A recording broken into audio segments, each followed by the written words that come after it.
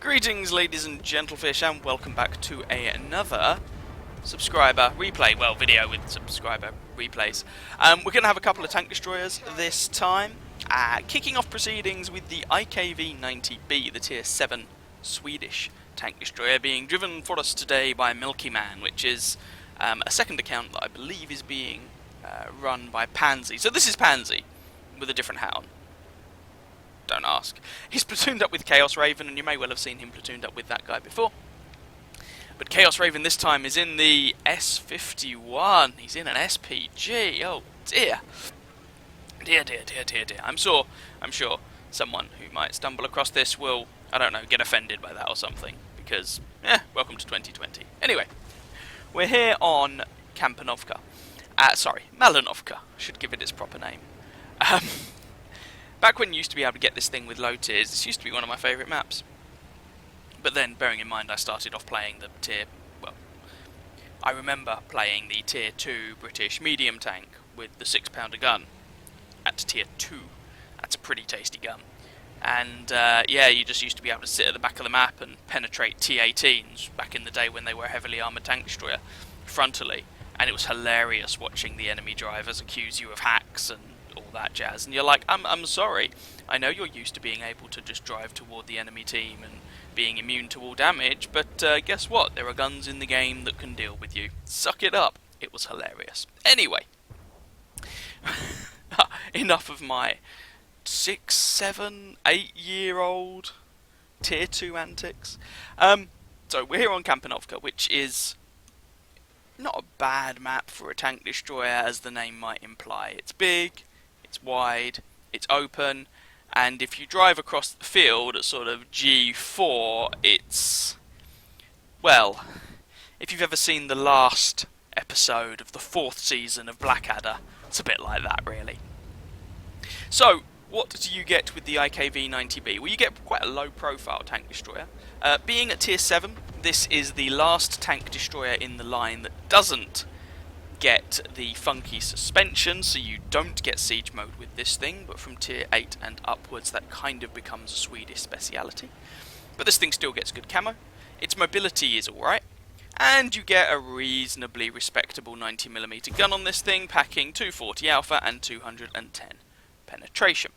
Now I say that's reasonably respectable, and it definitely is, but you're at Tier 7, you've got things like the Jagdpanther and the, what's the American? The T-25AT, hitting for 320.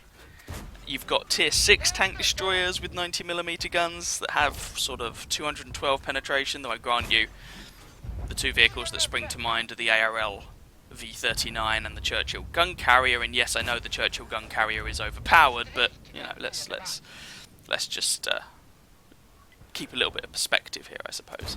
The ARL V39 isn't overpowered. Nothing French is overpowered. That just doesn't work, right?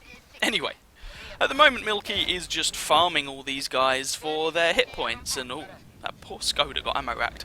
And the scoreline is 4-1, and he's done 1,000 damage already, which is nice, and picked up a kill. You know, that's a good start.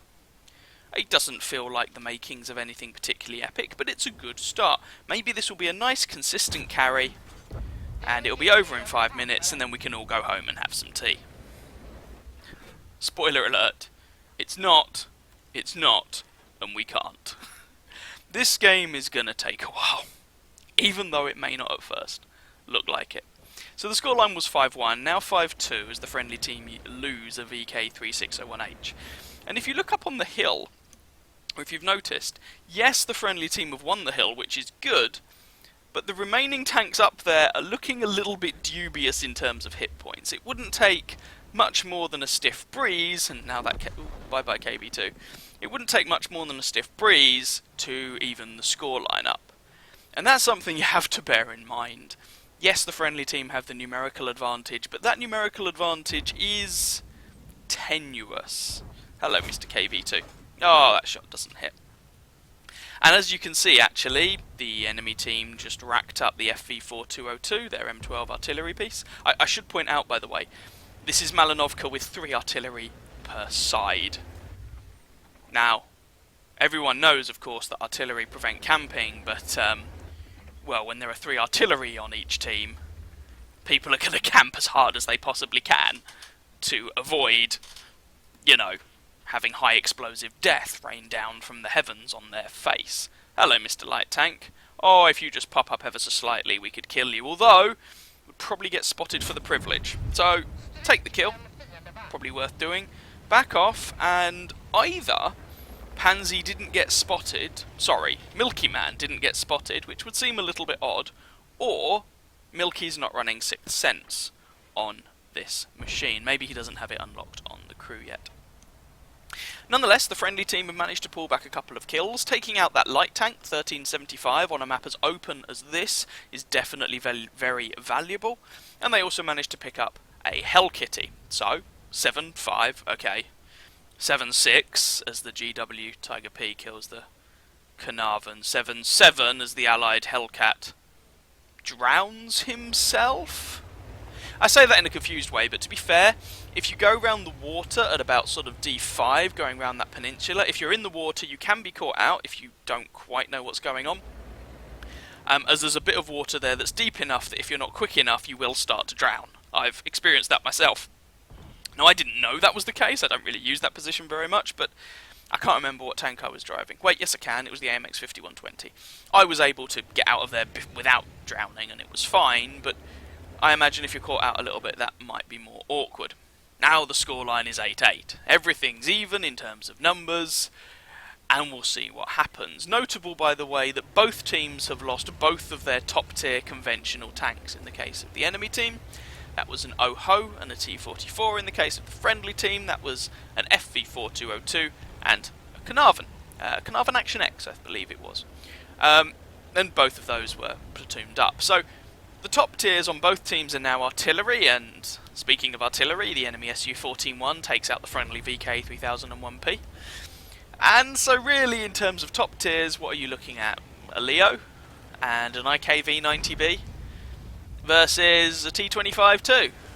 And then, of course, you've got some tier 6s thrown in. So, although this is a tier 8 match, when... Oh, hello, Mr. IKV. Your big brother's about to plonk you in the face. Or is he? So, if Pansy were to fire here, he would probably pick the kill up. But he would get spotted for his trouble, most likely, and that was unlucky. So what he tried to do was pull back sufficiently so that the camouflage rating from the bushes there wouldn't be lost when he fired the gun. You can tell that you're far enough away because the bush will go opaque. And use the outline of the enemy tank to still shoot at him. And really, he was unlucky there not to pick up the kill, but as it was, the friendly artillery, I think it was actually Chaos Raven there, was on the ball enough to pick the kill up themselves, and Milky picks up a little bit of assistance. But in that time, the enemy team has also picked up some kills, and the scoreline is 9-10. Now, that VK clearly has Sixth Sense, because he just realised he got spotted, and is trying to back off. Of course, the thing is, this is a big, wide open map, and what are you going to back off from? Like, if he backs off, it just means he's slowly going in reverse to still be outspotted by whoever spotted him in the first place, and get obliterated by artillery. So, I mean, yeah, that he really, in my opinion, if he's spotted in that position, just keep pushing up. You might at least manage to spot someone on the enemy team. Milky picks up the kill on him. I'm pretty sure he's not running Sixth Sense here. Still manages to... I don't know, to be fair, the guy was a little way away. Either way, Milky picks up the kill and is trying to turn around to deal with this Cromwell Berlin. So we've got a Cromwell Berlin and a T-25-2. Oh, lots of auto-aim goodness going on there by the sounds of it. Can we do something about this T-25/2? Oh, shot doesn't land. Kill shot, kill shot, kill shot. Come on, come on, come on, come on, come on, come on, come on, come on, come on. There we go. But that Cromwell Berlin has just played merry hell with the friendly artillery. And that shot misses. But Chaos Raven actually manages to take out that Cromwell Berlin. And so, we're now in the position where we've got Milky and Chaos, plus a friendly T-150 who's picked up 2 kills. Make that 3 kills as he takes out one of the enemy artillery, but then gets shotgunned by one of the other artillery, or maybe not shotgunned, but killed by one of the other artillery, versus a GW Tiger P and an Su-14-1. 2 plays 2. Unfortunately, it looks like Chaos Raven went down at some point. I missed that. I think he might have accidentally drowned because when dealing with that Cromwell balloon he had to go back into the water. And, well, it's Milky versus 2 SPGs. Now, let's have a think about this. Milky has the mobility. Good. Well, more mobility than a GW Tiger P or an SU-14-1. He also, situationally, probably has a better view range. I actually think there's a pretty good case for trying binos on artillery, because in these situations you can actually spot. Now, I understand what Milky's doing here, but I do actually think it's a little bit of a mistake. So, Milky's like, I can't push them, I have no armour. Which is true, he doesn't have much in the way of armour, but the enemy only have 2 SPGs. And I understand that what Milky's worried about is that there's 2 of them on the enemy team. If one of them spots him, then the other one can land shots on him, and I understand that as a concern. However, I don't think those 2 artillery are going to be pushing very much. They're both very slow machines, or pretty slow machines, the GW Tiger P especially. And they're not platooned up, so you may not be getting much in the way of coordination. And there's 3.5 minutes left on the match, which I think runs every risk of the game ending in a draw. Now, this is going to come down to philosophy a little bit, I guess.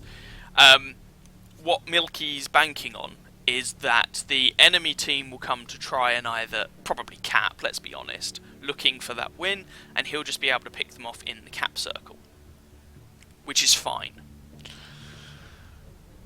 But my worry would be, well, what if they don't? If they don't, you're not going to have the time left to hunt them down, and then you get a draw from this game, and a draw is to all intents and purposes a defeat. In fact, for me, I would argue it's even worse than a defeat, because with a defeat, at least someone gets a win, someone picks up some extra XP and credits and whatnot. With a draw, no one does. Everybody loses. It just sucks.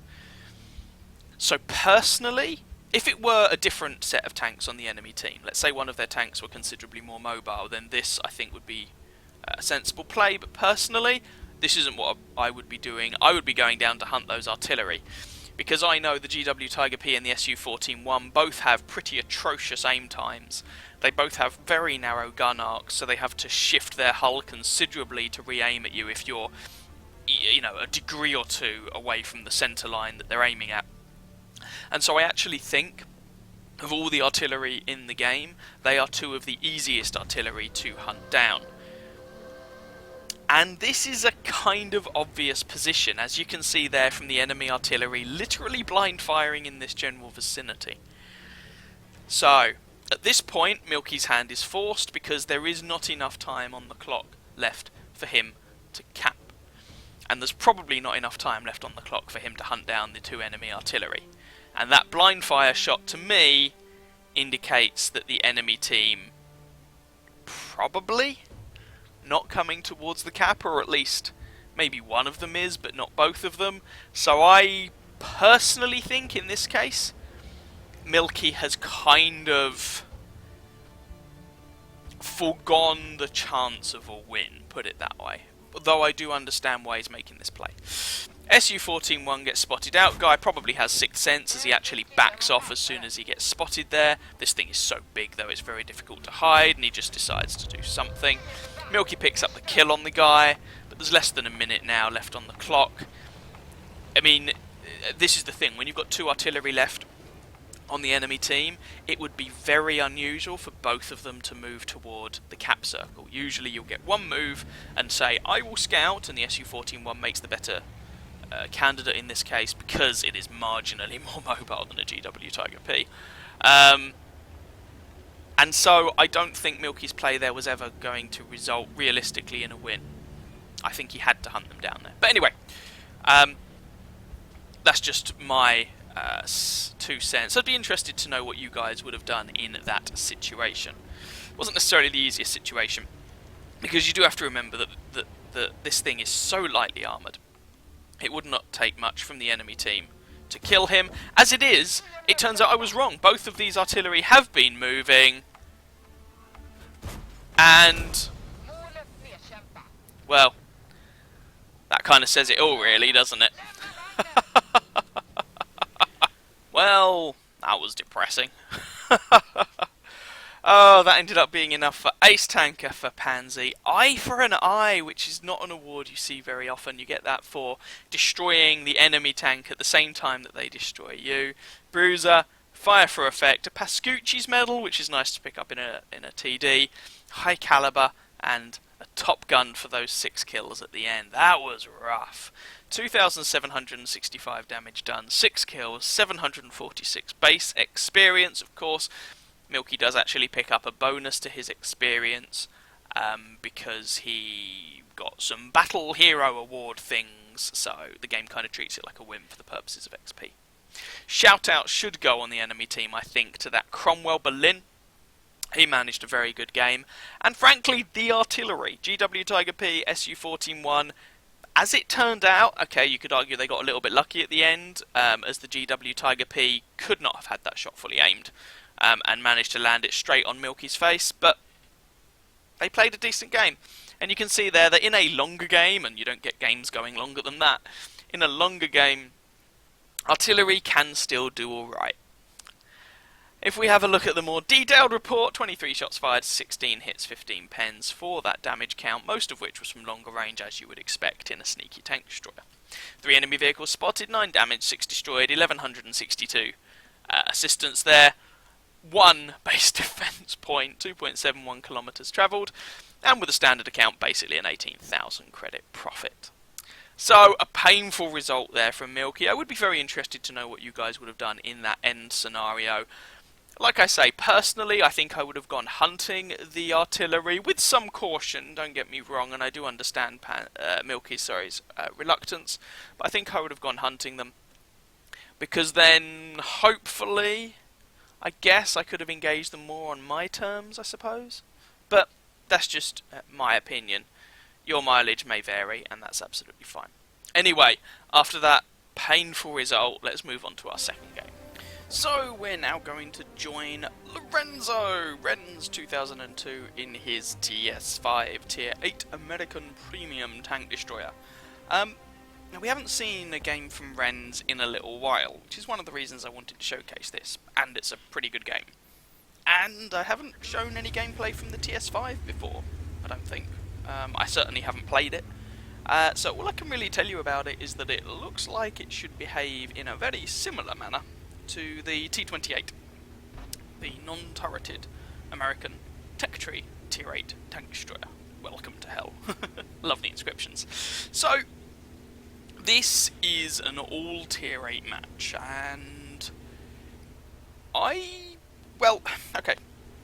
All Tier 8 matches are good opportunities to do a lot of damage and have a really good game, because the thing is, let's say you're in a Tier 8 tank, for example, or all the same tier matches, I should say. Let's say you're in a Tier 8, in this instance. If you are in a Tier 10 maximum match, then actually damaging the bad guys is more challenging, which generally limits the amount of damage you're going to do, or makes it harder to do more damage. If you're in a Tier 8 match and there are Tier 6s in it, they have fewer hit points, and so there's less damage to go around. You can still do a lot of damage, of course. You showed my Mauerbrecher game the other week, which I do a pretty nice amount of damage. But nonetheless, games where you have all the same tier, that really does seem, in my experience, to hit the sweet spot with regard to just dealing out a shed ton of damage.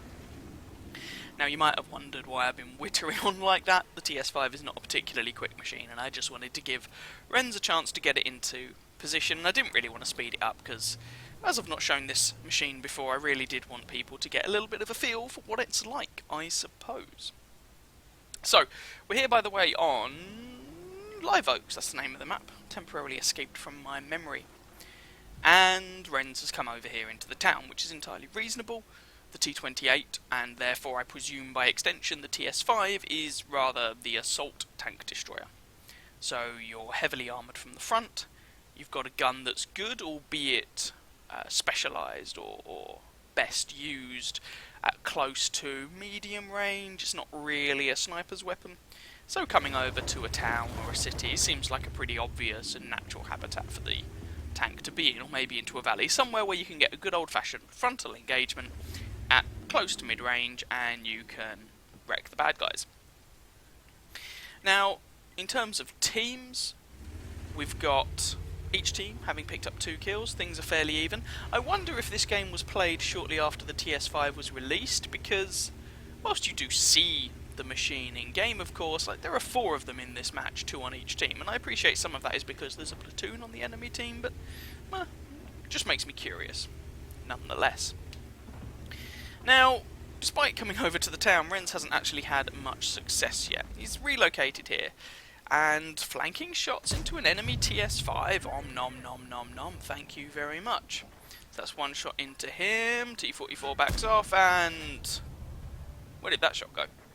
That's the sort of thing where, when you get a shot like that, I do sometimes wonder, there could be a tank in between. There's another one. If there's a tank in between Renz and the enemy TS5 here, that would explain why that shot appeared to be on the right trajectory to enter the side of the enemy TS5, but didn't actually manage it. Just speculation on my part, I could be wrong. Either way, Renz is able to pick up the kill eventually, and, well, that shot doesn't land in the Progetto, but that Progetto is quite possibly going to find himself in a pretty poor position, because he's got tank destroyers to the left of him, tank destroyers to the right, here I am, stuck in the middle with you. I should probably not sing. Never mind. 1 more shot should be able to take out this Progetto. Someone else shoots the guy, so there's some assistance from Renz. Can Renz pick up the kill? Yes, he can. That's kill number 2. And what, 1600 damage, 480 blocked by his armour, and 370 odd assistance. That's not too shabby a way for kicking off a game. Scoreline is 5-5, and we're, you know, just under 5 minutes into this match. Took the TS5 a little while to get into position, and then actually took Renz a little while to find anyone to really shoot at. Enemy TS5 over there? Probably not going to get a shot over there. The T-44 on the friendly team seems to have decided that the best thing he can do with his time, now that he's gone to a better place, is to continually spam the map, which is always fun. So Renz is now alone in this sector of the map, and probably wants to do something about it. That 110, well, Renz can definitely deal with the 110, but 110 can definitely deal with him. You don't really... oh dear, there's a shot into his side. You don't really want to be dealing with a turreted tank on your own in a tank destroyer, especially in a situation where the enemy could get close and could get your flank, because generally speaking, a flanked tank destroyer, well, is a dead tank destroyer, or at least a tank destroyer having a very, very bad day. Now Renz is watching for this corner of the house, expecting the 110 to pop around the corner, but given the amount of time that has passed, I can't help but wonder if he'll come round the other way, as he actually does. Now, thankfully, that shot only goes into Renz's track, and Renz's repair speed is good enough to back off, but the guy gets another shot in. At this angle, he does not need to be firing APCRs. It's just a waste of credits on his part, but whatever, I guess they're his credits.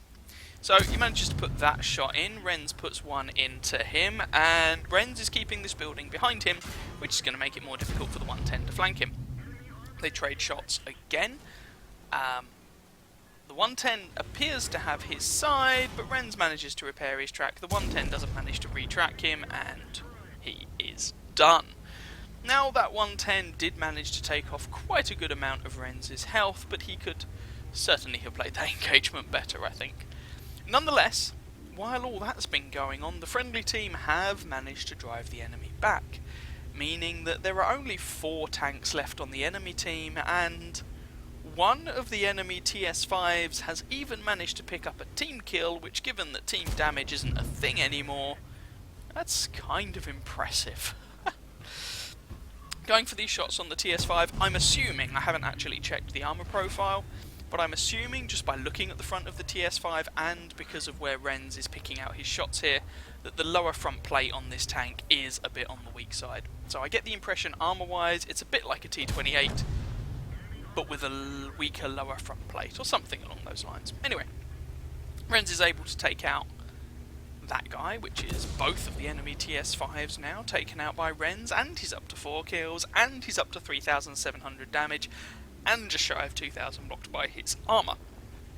Still 374 assistance, but, you know, you don't normally get loads of assistance as a tank destroyer, but it's funny when you do, so still worth keeping an eye on. You can't drive through that house, Renz. Sorry to inform you. Right, so who have we got left on the enemy team? Well, artillery. Usually the last to go down. A Stridsvagn S1 and a Scorpion G. Now these guys can definitely deal with Renz. They have some pretty scary guns between them. And part of this is going to come down to positioning. Because whilst the friendly team is winning 12-9, I mean that T54 Mod 1 for example is a one-shot. The Revelarice is a two-shot. You know, some of these guys, or Renz here is a two-shot. Some of these guys could end up dying quite quickly if they're not careful. The Stridsvagn especially has very high pen and reasonably high DPM. Not as high as the UDES. That's the Stridsvagn S1 is the premium tier 8 Swedish tank destroyer that, compared to its regular tech tree counterpart, the UDES, appears to, bye-bye Arty, appears to swap out the UDES's DPM for some armour, as far as I can see. But not played it myself, so can't really comment. Ooh, shot there into the S1, ram into the S1 for a bit of a laugh, and can Renz pick up the kill? Yes, he can. That just leaves El Scorpione. Can Renz pick up the kill on the Scorpion as well? Come on, come on, come on, come on, come on. Yes, there we go. And that is the match. Let's go and see how he did. So, perhaps unsurprisingly, that was enough for Ace Tanker there for Renz, along with Bruiser, Fire for Effect, Shellproof, Duelist, Steel Wall, High Caliber, and a Top Gun medal, so a very nice haul of awards there for him. Turns out Renz must have hit some blind shots, because the actual damage count at the end of the game was somewhere around the 4,500 mark, but Renz actually did 5,315. So if we go and have a look at who Renz was shooting, that does make one ponder. Now, I have an idea, I suppose. When Renz was shooting that TS5, if you recall, I cannot remember which one he killed first, but if you'll recall, I mentioned that one of those shots looked like it might have hit a tank that was in the way, or possibly two shots, and hence not got into the tank that Renz was aiming at. And those TS5s were platooned, so maybe they were in the same location. As it is, after killing one of them, the other one did then advance into Renz, so I'm wondering if some of those shots went into the side of the other TS5 or something. Just some speculation. Either way, 5,315 damage done. It's quite a lot. 6 kills, 1,562 base experience. Decent games also from the M4A1 Revelarice and the GW Tiger P on the friendly team. Shout out to, I guess, the 110 and the M46 pattern on the enemy team for, you know, not doing too badly, but not enough to help their team, or not enough to get their team to win, I should say. 19 shots fired, 18 hits, 16 pens for that damage count, most of which was from relatively close range. 12 hits received, 3 penned, 9 didn't, for 2.3k blocked by his armour. And with a premium account, okay, bearing in mind this is including battle payments, maybe that was a mission going on at the top, or something like that. So Renz did pick up a 150,000 credit profit, which is very, very tasty indeed. And there we have it. Couple of tank destroyer games for you there in machines that either I've never shown before or not shown in a very long time. Hope you guys enjoyed. If you wish to submit your own replays for me to possibly get around to showing, by all means, just upload them to whatreplays.com, throw a link in the Discord, server, and I shall take a look. If you wish to support us on Patreon, there'll be a link in the Ujima Flip description. That's the thing I'm trying to think of. Big shout out to Wolf for being first patron. Yay! It means, among other things, well, I say among other things, it does mean you get to see the videos a little bit early, or you will get to see the videos a little bit early. Yeah, hope you guys enjoy, have fun, relax, put your feet up. If you're British, enjoy the second lockdown, I suppose. And I wish you very happy hunting on that battlefield. Ciao, ciao.